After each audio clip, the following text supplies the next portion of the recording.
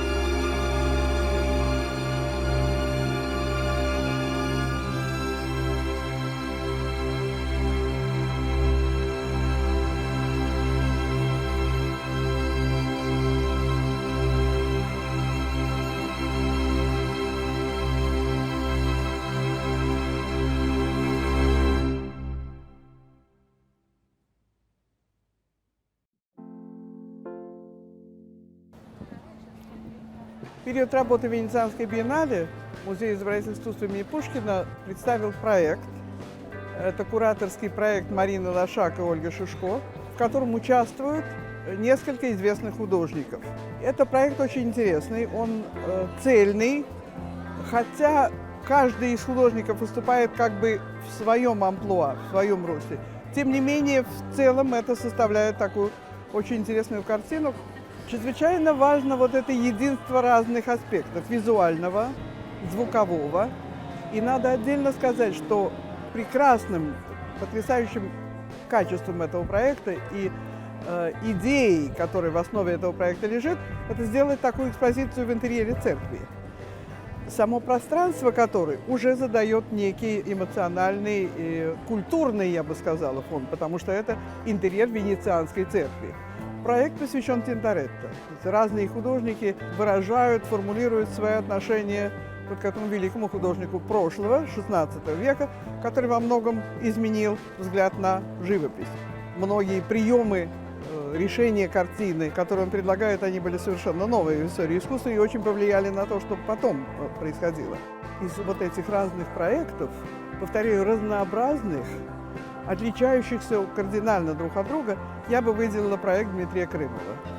Мне он необычайно близок, и я бы сказала, что в нем есть то качество, которым не всегда обладают произведения современного искусства. Это замечательно сделано с точки зрения формы, которая очень точна. Причем Крымов выступает здесь одновременно и как прекрасный художник. Художник, который понимает, что такое пространство картины. Он выступает здесь как театральный режиссер, потому что одно как бы сменяет другое, одно перетекает в другое. И одновременно он оказывается еще как режиссер кино, потому что он владеет еще и киноязыком. Это все время такой как бы диалог с Тинторетто. И Тинторетто – это повод для размышлений, очень глубоких размышлений. Размышлений не только о форме, безусловно. Для него тоже очень важно пространство, потому что он из плоской картины потом переходит в эту сложную пространственную композицию с разными планами. Но это не самоцель, потому что все, что делает Крымов, весь язык изобразительный, театральный, он направлен на содержание. И в этом смысле, я могу сказать, для меня, как человека, занимающегося старым искусством, это один из редких проектов современного искусства, который заставляет вас глубоко волноваться. Он вас глубоко трогает, потому что это проект об самом главном, что есть вообще в человеческой жизни, в истории и так далее. Это человек и Бог. Это размышление о нашем времени, времени, из которого кажется, что Бог ушел. Такое создается впечатление. Вот на эту тему размышляет художник, который дает свой ответ. Ответ неоднозначный. Ответ, который, я уверена, каждый, кто смотрит это, будет переосмысливать и прочитывать по-своему. Но для меня это очень глубокое произведение. Я видела это трижды. Я могла бы смотреть его еще много раз. И я думаю, что у меня будет такая возможность. И я ее не упущу. Потому что я, как человек, в первую очередь, и как человек, который занимается искусством, и старым искусством, искусством, в котором содержательный момент в любом случае главный, при превосходной форме, получает от этого действительно импульсы невероятные для размышлений, для этих сопоставлений прошлого и настоящего, для размышления о нашем будущем, да? Или размышлений о вечном, что является самым главным. Искусство очень редко сегодня поднимается до таких высот.